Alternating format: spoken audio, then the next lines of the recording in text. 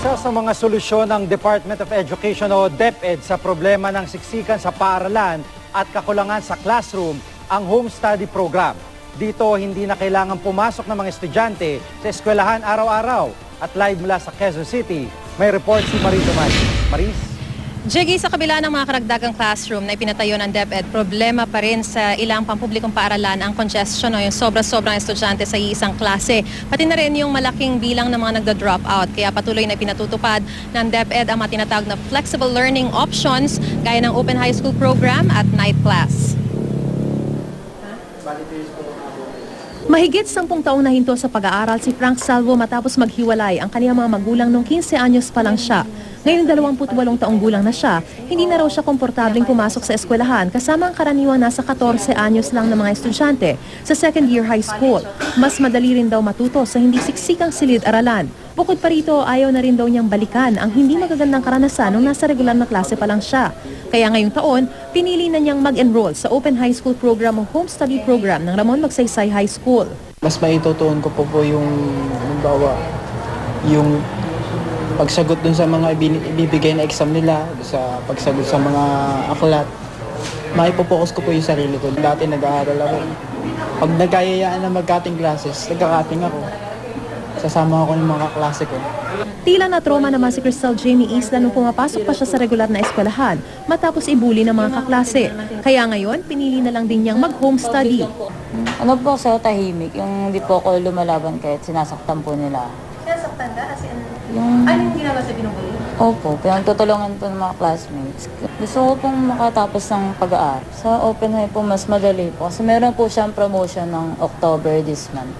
Tapos kung ma-promote po ako ng 4th year, makagraduate po agad next year, March, ng high school. Ilan lamang sila sa lumalaking bilang ng mga estudyanteng pinipiling mag-home study.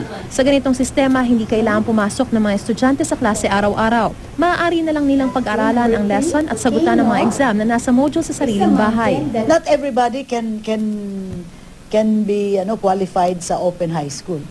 Yun lang talaga yung mga may work na, pumapasok, tapos yung overage, yung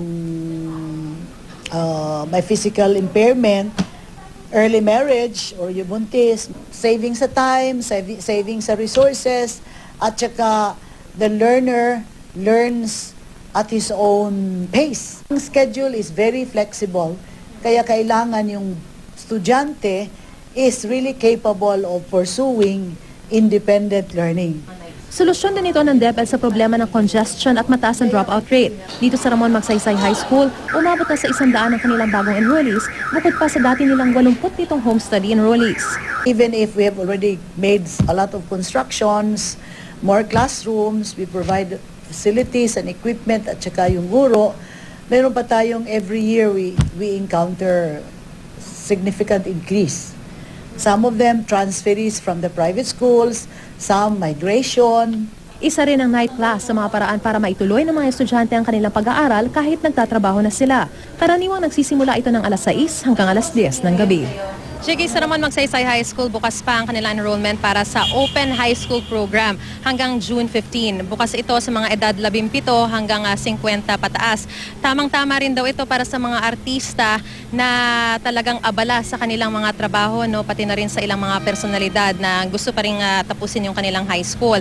Magsisimula ang klase sa June 10. Wala naman dapat ipag-alala ang mga magulang dahil base sa kanilang karanasan, competitive din ang mga gumagraduate sa ganitong sistema ng pag-aaral. Sige? At Marie, syempre yung mga bata na nag-home study, hindi na sila umattend sa classroom at may mga mambabatas nagsasabi na yun nga, nade-deprive sila ng classroom learning. Anong pananaw ng DepEd dito?